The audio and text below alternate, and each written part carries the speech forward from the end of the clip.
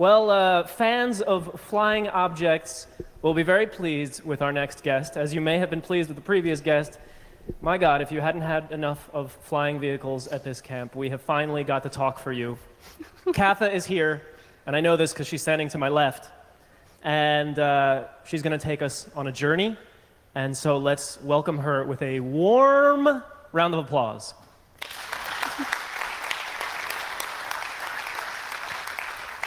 So welcome everyone, and thank you very much.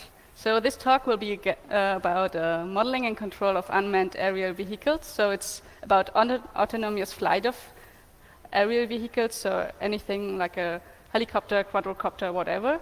If you actually want to buy something like that and fly around with it yourself, you should talk to those guys behind the tent. This one will be about math and not setting it up. So that's a autonomous flying object. But, well, it might not be controllable. Just looks funny, that's all. So it's broken, of course it's broken. So when we talk about aerial vehicles, there are of course different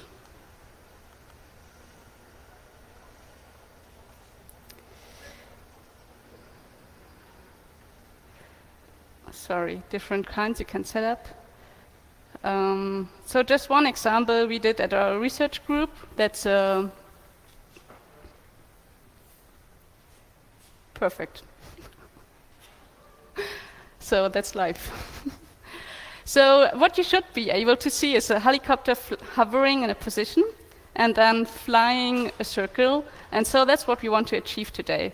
The big advantage of helicopters is that they can start vertically, so lift up, that they can hover at a certain position, which is pretty important for certain tasks, and then fly any direction they want to. And pretty good pilots can, there it is, fly as well, just inverse. Thank you. So just doing a circle kind of thing. So there will be a picture of that helicopter later on. It's a small-scale helicopter. And coming back to the slides. No. Sorry, I'm not a Mac user.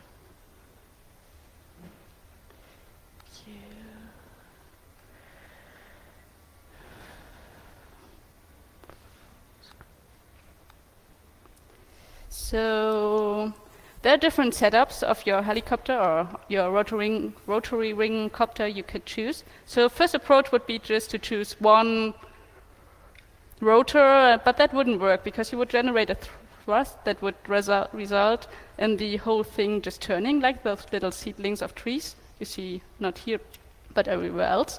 So the first approach is to add a second rotor at the back, so a tail rotor. The laser pointer is not visible. And so the helicopter stays stable.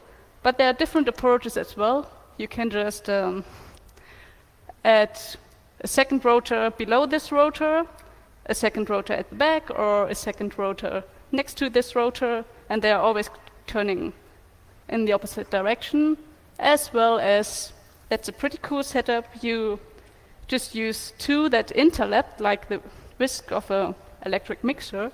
And the third setup would be a tricopter. We have two in front and a tilted version in the back that counteracts as well the generated thrust of the rotors in the front. The fourth setup, it's pretty famous about for micro-scaled copters. Those are that are flying in the back here. Would be quadrocopter, so set up like that, where you align them just in kind of cross, but you could also align them in a cross like that, or you could choose like 8 rotors or 12 or whatever. The big advantage of the high number of rotors is that if one fails, you have enough left to, well, at least land safely. So the video we just saw, it's a Bergen industrial twin we worked with. That's a small-scale helicopter.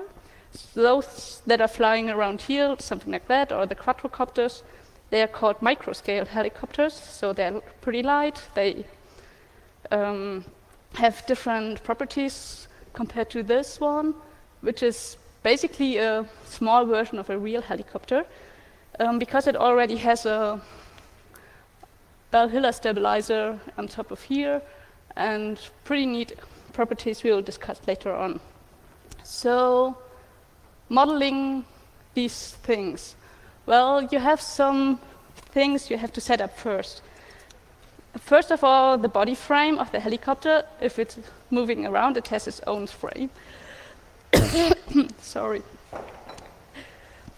It's moving around in its own frame. So,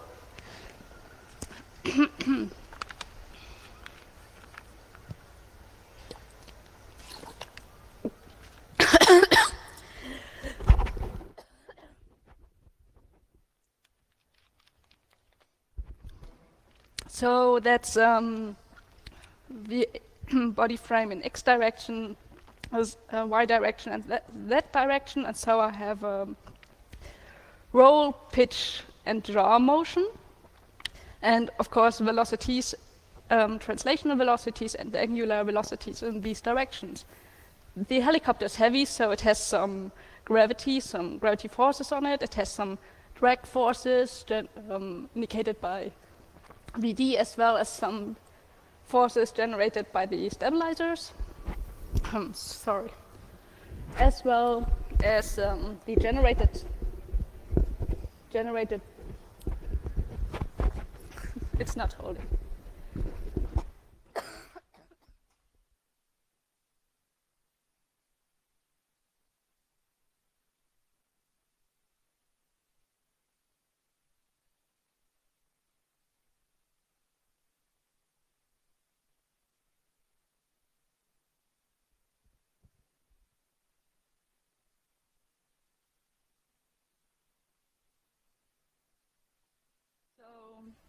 Can you hear me? Yes. So as well as you generate a thrust with the main rotor, tail rotor, and it talks with your rotors. So, sorry. So it doesn't play a role how many of these rotors you have. You always generate a thrust. So if you have 3 rotors, you of course generate it with for all of these 3. So the important part about the body frame now is that it's a moving frame. So you accelerate it, you rotate it, and this means you can't apply standard laws like Newton's law. So what you do is you have a ground fixed frame, like where we are, and you have a body fixed frame of the helicopter. Sorry. And you have to rotate your ground fixed frame, which is inertial, to your body fixed frame, which isn't inertial. And you usually do that by a rotational matrix where you project, indicated by the dot product, your ground fixed frame, but all your GPS coordinates and everything to the helicopter so that it knows where it's orientating. And standard approach would be just to use Euler angles for that. It's pretty obvious and straightforward approach. So the top line is the ground fixed frame, and the bottom line is the body fixed frame. So and you just pitch, you roll by minus half of pi, you pitch by pi, half of pi, and you draw by pi, and then you turn your helicopter. But that sequence is of course not unique. You can just rotate first, pitch first, yaw first, and then do all the other stuff. So you just choose one sequence out of the 12 possible ones. That's not a problem. But Euler angles provide a really big problems because they can exhibit singularities. For example, choosing half of pi for draw results in singularities, and if you're doing some numerical analysis, that just blows up everything. So you're inverting matrices that are singular, and it's not nice. So you could just say, okay, I choose a different sequence out of the 12, but that's not possible. Any of these 12 sequences exhibit singularities. So we do another thing. That is, we choose quaternions. Quaternions are pretty nice, but they're not as nice to imagine as like Euler angles where you just turn by pi.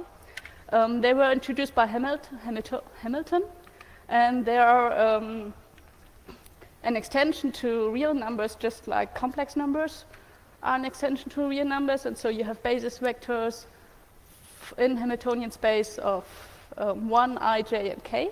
And they have, of course, some neat properties, like they are bilinear, distributive, and most important of all, they are non-commutative.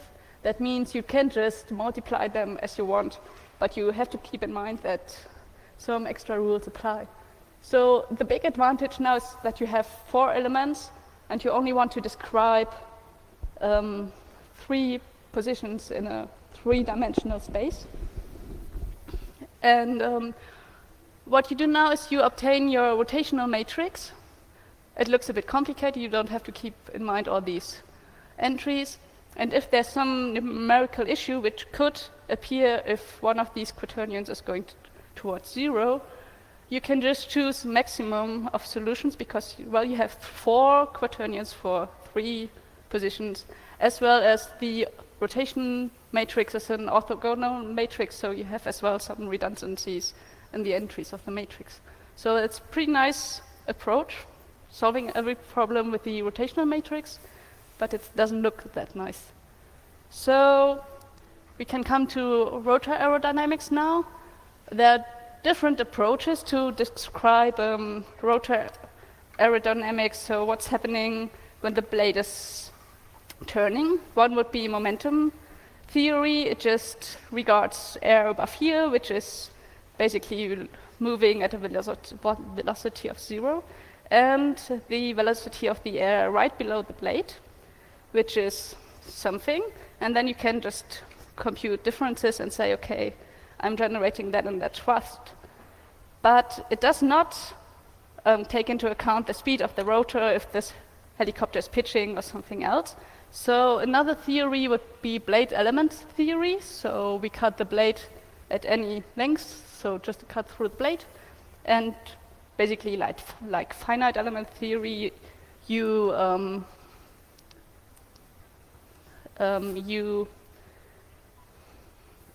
integrate over the length of the blade. And so here's the first difference between helicopters like this one and the nice tricopters out there and quadrocopters. They have propellers, and helicopters have rotors. So they have a cutout in the first part.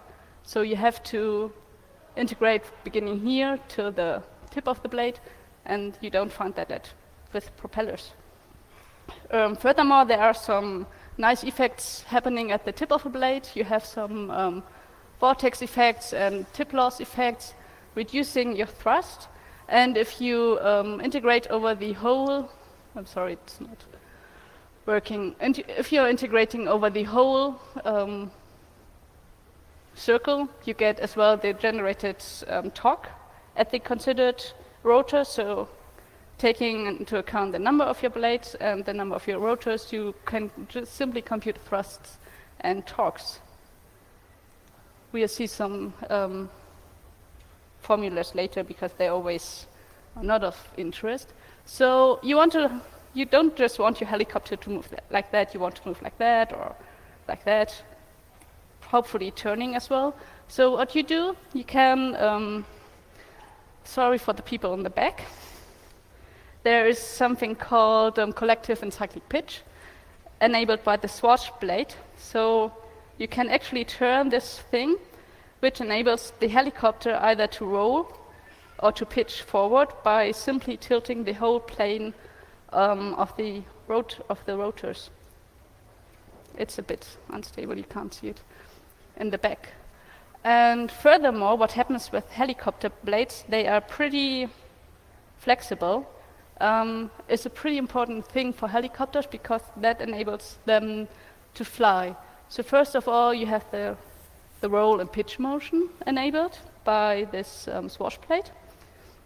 And second of all, which is not possible with propellers because they are just fixed and pushed backwards.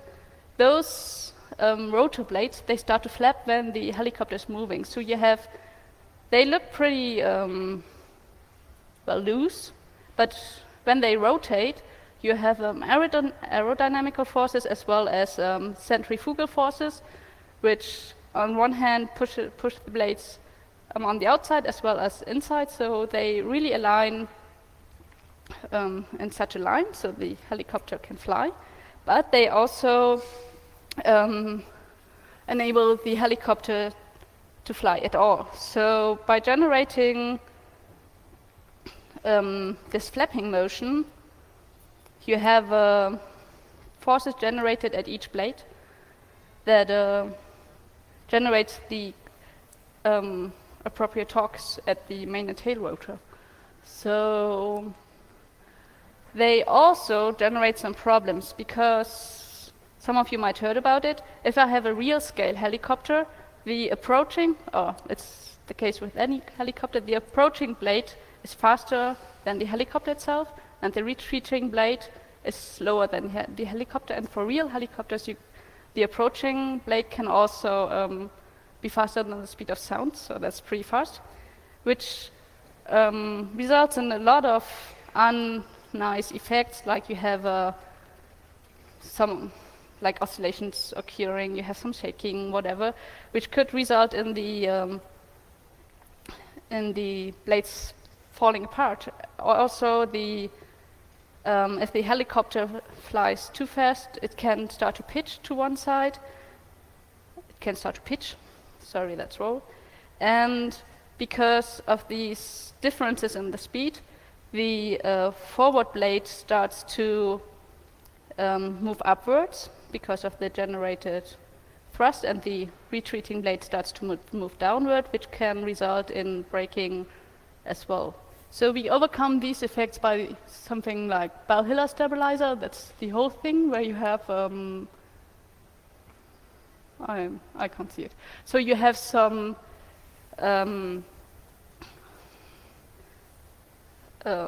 things, connected that stabilize control inputs that you do yourself, as well as disturbances like wind. And you can have something like a flybar, so that's something like that on top. You can have it below as well, that overcomes disturbances by wind, for example, as well. You don't find Bell-Hiller stabilizers or with quadrocopters, but you always find them at least at small-scale helicopters and with large-scale helicopters.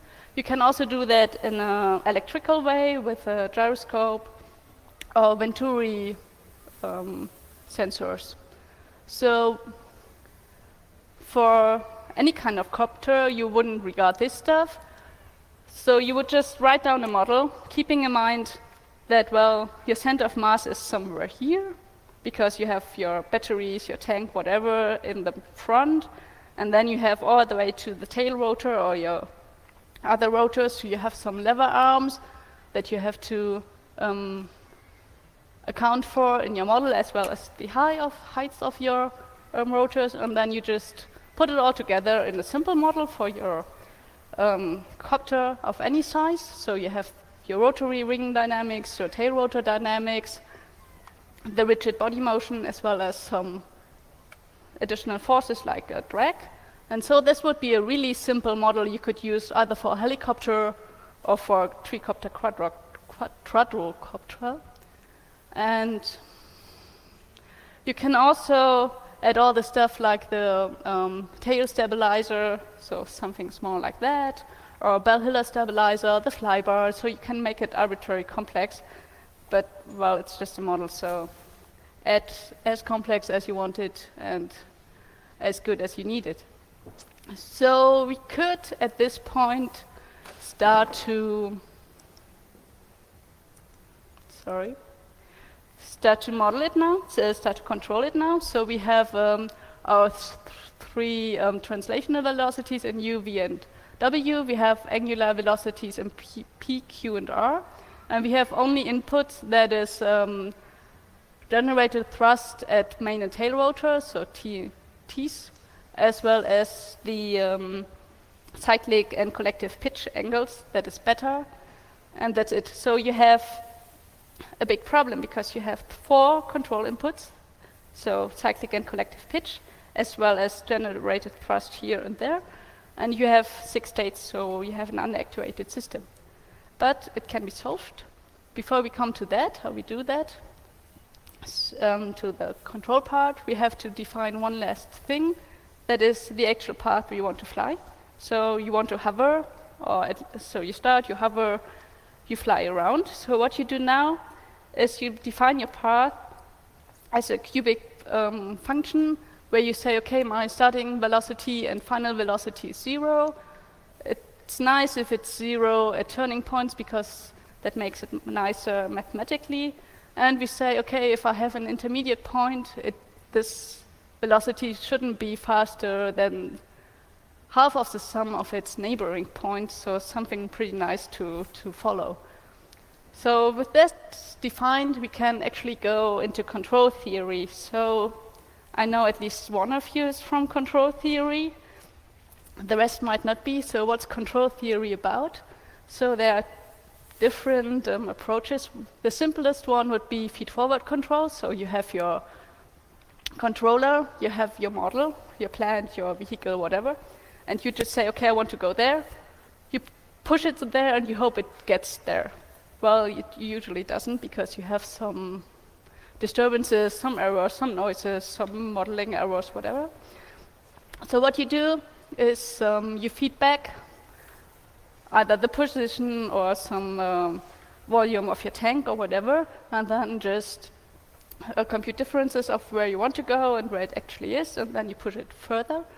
But that as well can get arbitrary complex, so just adding an observer of where your plant is, or for example, doing some state estimation like, okay, I don't know where it is because I can't measure it, so I'm expecting it to be somewhere, and then I'm doing something and hopes it's doing what I want it to do. Or some filters to filter out noise, errors, whatever. So with that in mind, and remembering that we have 6 states and only 4 control inputs, we already know that controlling a helicopter might be a pretty hard thing. So it's an underactuated, nonlinear, of course, multi-input, multi-output system. And for control guys here, it's a non-minimum phase system. So there are some unstable gyrodynamics. It's non-flat, which is a pity. So flat system means I have one state which can control everything, one which I can use so I can use one output as an input, but I can't reduce it to a ruled manifold. So manifold is a nice thing in control theory, because if you have a stable manifold and you can reduce stuff to it, well, it's stable, and everything on it is stable. So what we do now instead is, okay, we do a little trick. We split the system, and we say, I have 4 control inputs, and I now control 4 of the states with these 4 control inputs. First of all, we do a position control. That would be the first part. And then I control in a kind of inner loop 3 of the remaining states. And then I say, okay, I just assume the whole thing is stable, and then choose 2 of the stabilized thing as my control inputs.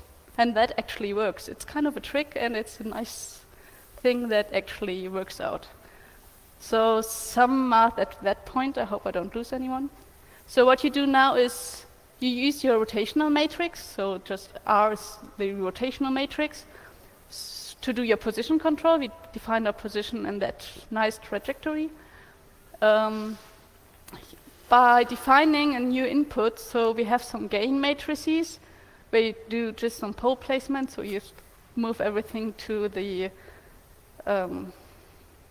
0, no, to the left plane.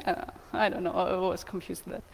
So that you have nice poles and everything is stable. And so gain matrices is just done MATLAB Mathematica, whatever. Maxima is a free software, and that provides a reference for your position, and you can say, okay, I just use a certain gain to stabilize my position in one direction, and then I move on and say, okay, I control, for example, so that dynamics, z was that direction. And when we choose the appropriate equation, we just see, okay, the translational velocity had just thrust of the main rotor because, well, it's just moving up and down. Then we can stabilize it pretty simple by using feedback linearization, so we're just feeding back where we are. And thus, the main rotor thrust is now not an input anymore to my system, but a known parameter because, well, I know where I put it, where I set it to, where put the helicopter where I want it. So what we have left is the velocities in this direction as well as angular velocities in any direction. So what we do now is we use our three remaining inputs, that is thrust at the tail rotor as well as cyclic and collective pitch of the rotors, to stabilize our three angular velocities. And we do that as well with feedback linearization. So again, feeding just back where I am to put the helicopter where I want it to be. And it's possible because the system is of full relative degree. Another nice control topic. And then this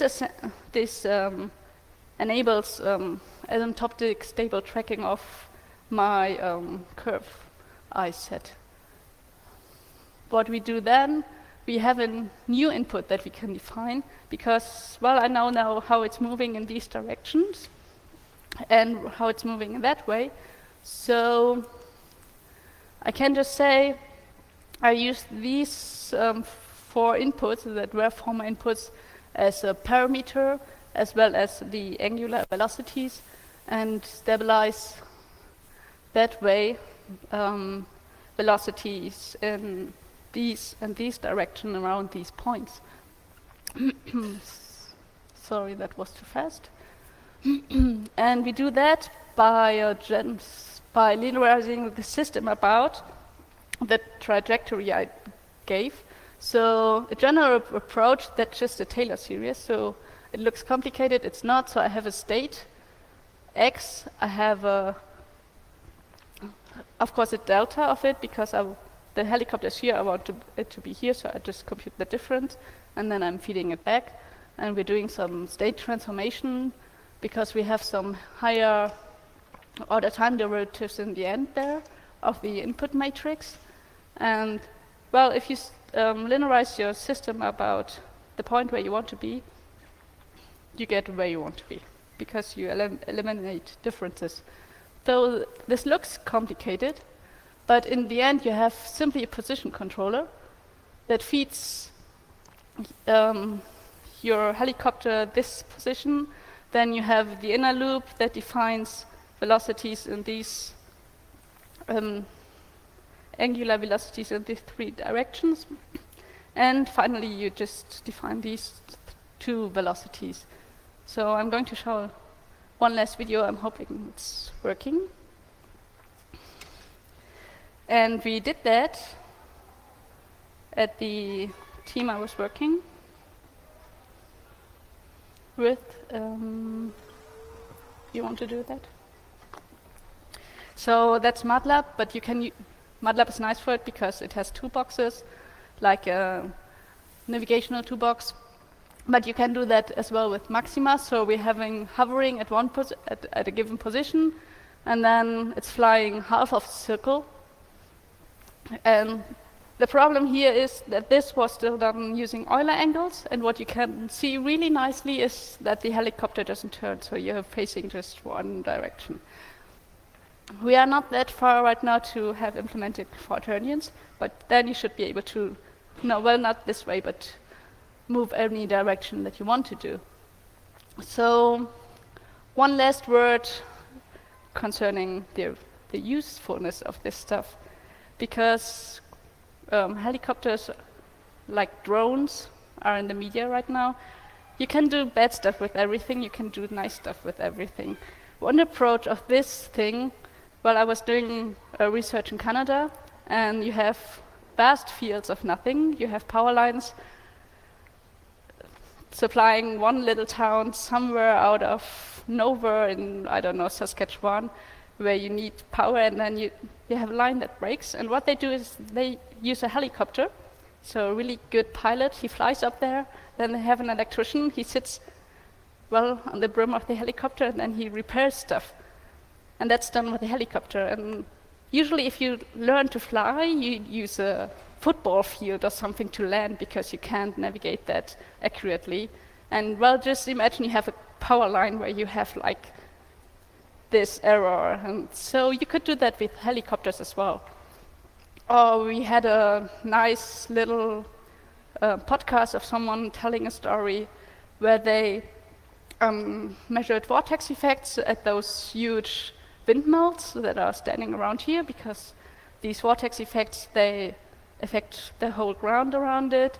They measure weather effects, like they have airplanes going up into the stratosphere and then just circling slowly down and measuring over 30 minutes weather effects and so on. So you don't have to do bad stuff like surveying people, but you can do good stuff with it as well. So thank you very much.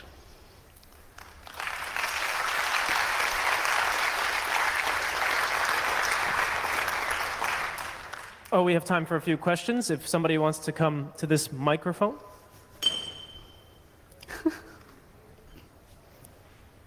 Anyone? Give it a few seconds. Okay. So if you have further questions, we are where the nice wooden geodesic dome is. So come over, have a drink, and we can chat. Yes?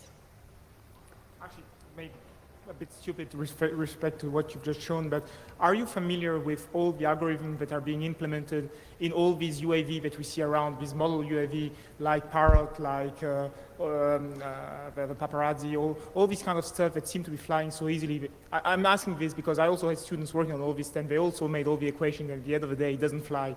So how do these guys get their UAV flying? Do they also go through all this, and do they do something additional to get it work in real life, or? I'm sorry, I had problems understanding the question. So what's the question? We see around us a lot of ULV lately, which are Arduino-based, paparazzi-based. So paparazzi is, What kind of algorithm do these guys implement in their flying algorithm? So paparazzi is pretty much, well, kind of the same thing. So they have a wiki where you can find all the information. So for you guys that don't know about paparazzi, it's the open source project for flying airplanes as well as quadrocopters, where you can get a copter, get the software, it's open source, you can change stuff and then just fly. It's pretty nice. But they, at least what I got from their website, is that they did PI control. That's the most basic approach that you can do. And I'm looking into it now because I'm pretty interested in it, but I don't know how paparazzi is doing it. What I know is that the military, well, they're working on it longer, they have more money. That's not just one student working on it, like we did with our research. So they do pretty complicated stuff to have all those drones flying around. And the stuff that flies here, well, that's controlled manually. It's not controlled autonomously. And basically, with the drones, often you have someone sitting at a military base with a little camera and as well a joystick or something controlling it in case of buildings appearing or whatever. So, yes, but check out paparazzi. They're pretty neat.